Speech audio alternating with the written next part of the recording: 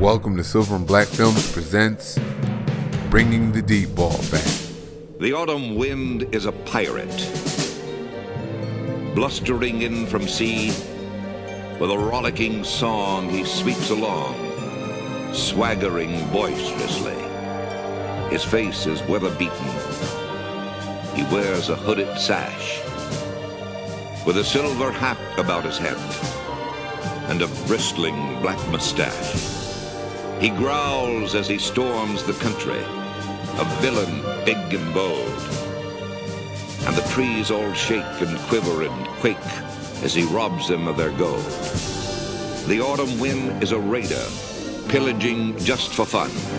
He'll knock you round and upside down and laugh when he's conquered and won. From the Mike Holmgren branch of the Bill Walsh coaching tree, John Gruden is a West Coast offense guy. So the NFL media thinks he's entirely about short passes off the three-step drop, but that isn't entirely true. Those short passes and crossing routes are only a part of the West Coast offense. The truth is, every pro passing attack has a three-step drop for short routes, a five-step drop for intermediate routes, and a seven-step drop for deep routes. The difference is other offenses call out a number for each route each receiver is supposed to run, while the West Coast offense calls out the name of a play and everyone's supposed to remember what route they're supposed to run. It's what you do within that playbook that determines if you like to go deep or short. A lot of Raider fans don't realize Mr. Deep Ball himself, Al Davis, is a West Coast offense guy. He's a branch from Sid Gilman, whom he worked under with the San Diego/Los Angeles Chargers in the early 60s. And Gilman is a branch from Paul Brown, the original architect of the West Coast offense himself. Bill Walsh is known for the more modern version of the West Coast offense. And as many don't know, he's a branch of Davis, whom he worked for in the mid-60s. And if you don't think he liked to go deep, watch some tape on Jerry Rice when he was with the San Francisco 49ers. And you already know Holmgren liked to go deep with rocket arm Brett Favre back in the day. Then there's Andy Reid, who came from that Holmgren branch. He was going deep a few years ago with superfast receiver Deshaun Jackson in the Philadelphia Eagles, and now he's doing so with Tyreek Hill in the Kansas City Chiefs. Gruden did it in his first stint with the Raiders in a passing attack featuring Hall of Famers Tim Brown and Jerry Rice, but Jerry Porter and James Jett were the main deep targets then. And now, Gruden is back with the Raiders and he has the spirit of Al Davis in him. So he's trying to bring back the deep ball. I had certain philosophies of my own that had to become part of whatever I was to do. And that was, number one, what I call the vertical game. We were going to stretch the field vertically. When we came out of the huddle, we weren't looking for first downs. We didn't want to move the chains. We wanted touchdowns. We wanted the big play, the quick strike. It's number one to say you want to do that. It's number two to say that you have the players to do it, but it's number three to do it. To do it on first down of any football game for that defense that you're playing against. For those cornerbacks who play out there on the corners to know that the Raiders that are coming at you, they're coming at you on top and they've got the speed to do it and they will do it. It's like having the bomb and being willing to drop it. The adage that goes around in professional football, and I hear everyone say it, take what they give you. That all sounds good to everybody, but I always went the other way. We're going to take what we want. The deep ball is a big part of the Raiders' heritage, and it all started back in the 60s with quarterback Darryl LaMonica, a.k.a. the Mad Bomber. LaMonica had the big arm to go deep, so they put a dominant offensive line around him with center Jim Otto, guard Gene Upshaw, and tackle Art Shell. And they gave him time to get it down the field to speedster Warren Wells.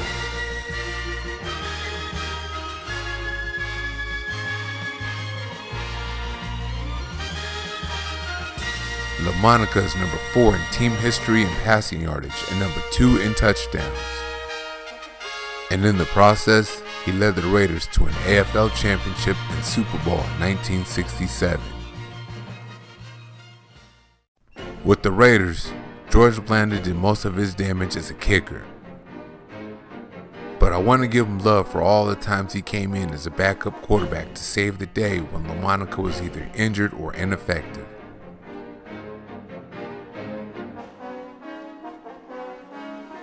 When he came into the game plan didn't change.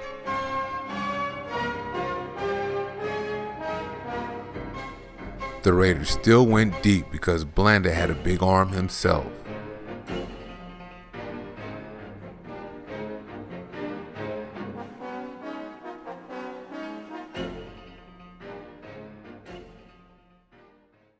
In the 70s, Stabler was known more for his pinpoint accuracy, but don't get it twisted, he had an arm, and he would use it mainly to go deep to speedster Cliff Branch.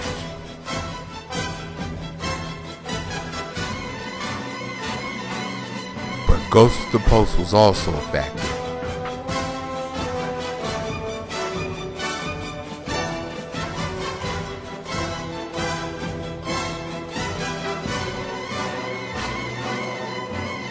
No one could run with Branch, so why not keep sending him deep?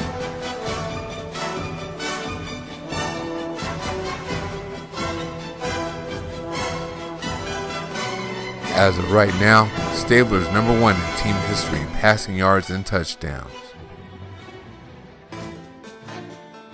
And of course, he led the Raiders to a Super Bowl title in 1976. Then there's Jim Plunkett, who had a huge arm to get it to Branch deep in the 80s.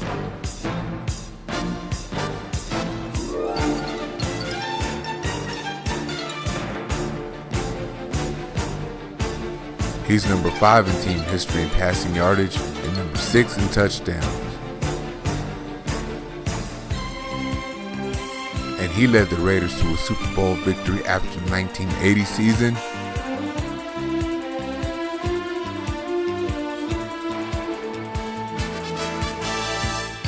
And again after the 1983 season.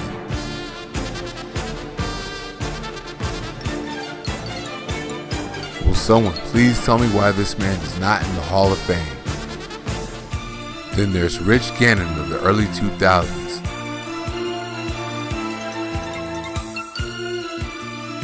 He had Hall of Fame receiver Jerry Rice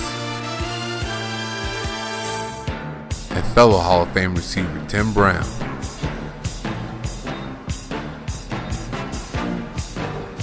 But we can't forget about track star James Jett and speedster Jerry Porter. Gannon is number 3 in team history in passing yards and number 4 in touchdowns.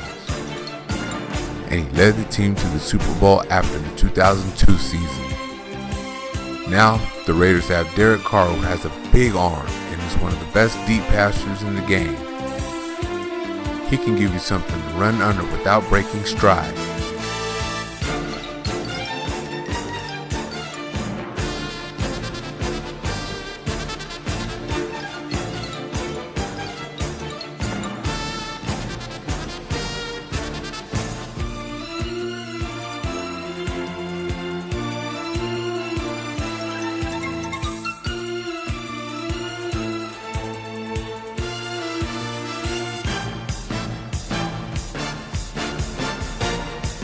He can also give you an opportunity to go up and get one over a smaller defender.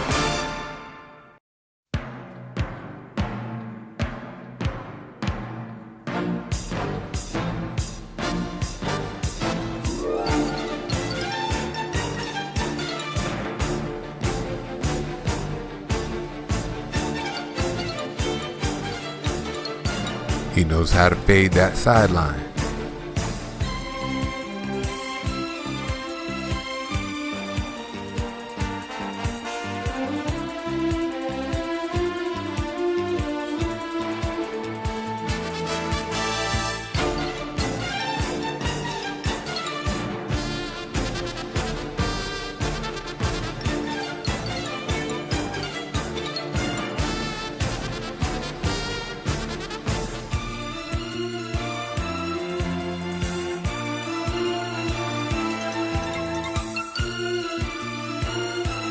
He also knows how to put it only where his guy can get it on the back line.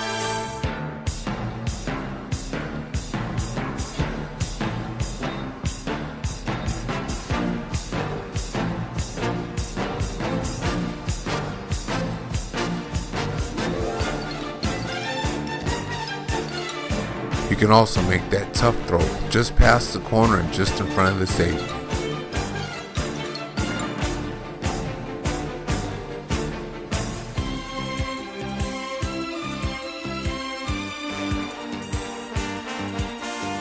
And he can still get it to his man when you move him out of the pocket.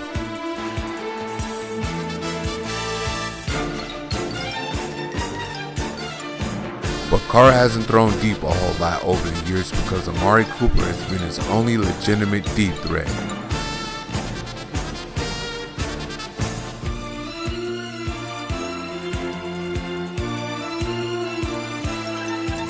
Michael Crabtree is not a deep threat, and Seth Roberts, well, he's an occasional deep threat.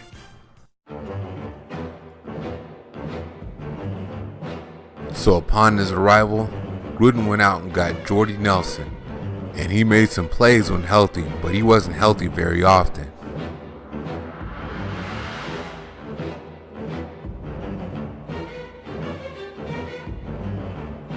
He also went out and got ultimate deep threat Martavis Bryant, and that was, well, a colossal fail. Plus Cooper was traded during the year, so Carr's only deep threat was tight end speedster Jared Cook.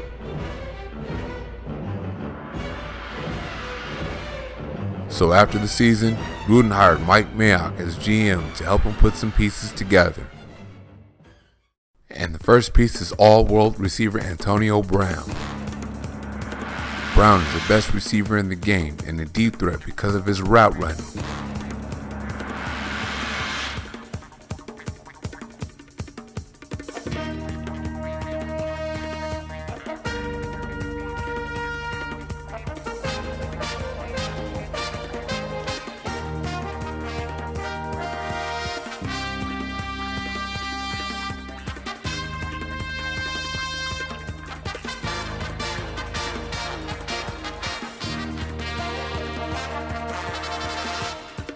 He's also a deep threat because he has the speed to run right by you.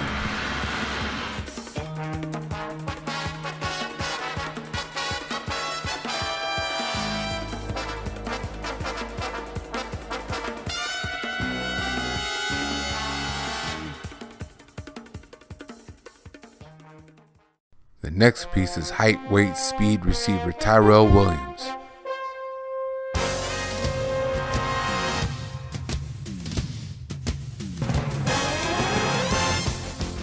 At 6'4", 205 pounds, Williams has the speed to blow right by you too. Put that together with the 40-inch vertical leap and he can go up and get one over you as well, making him the ultimate deep threat.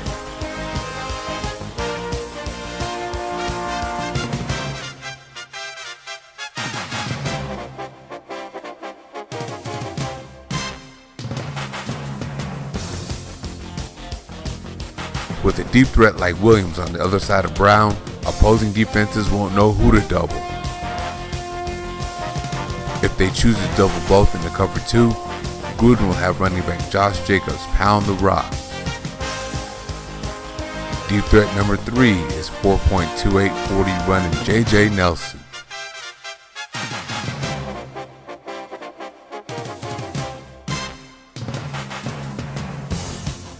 He has the speed to take the top all the way off the defense.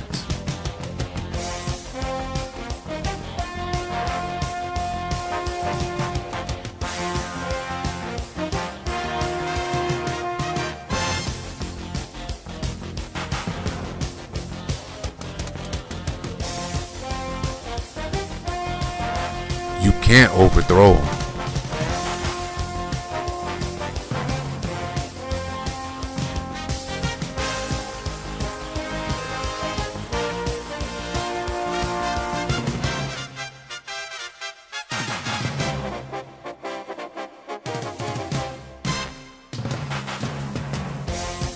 There's going to be a lot of pressure on opposing defense when those three are on the field at the same time. The Raiders started their winning ways with LaMonica throwing the deep ball in the 60s.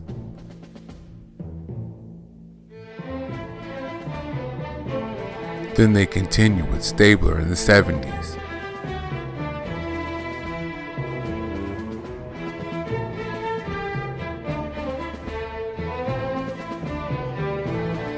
And in the 80s, Plunkett won 2 Super Bowls with his big arm.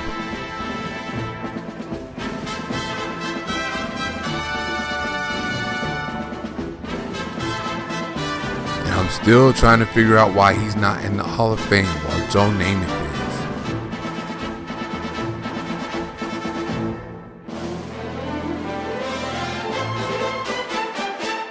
is. Then the Raiders were back in the early 2000s with Gannon.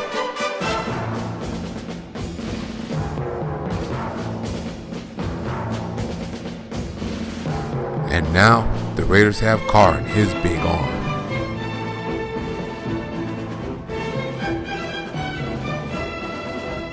And Gruden and Mayock added more speed than he's ever had around him. All in their attempt to bring the D-ball back to Raider Nation. Thank you for watching and see you next Sunday.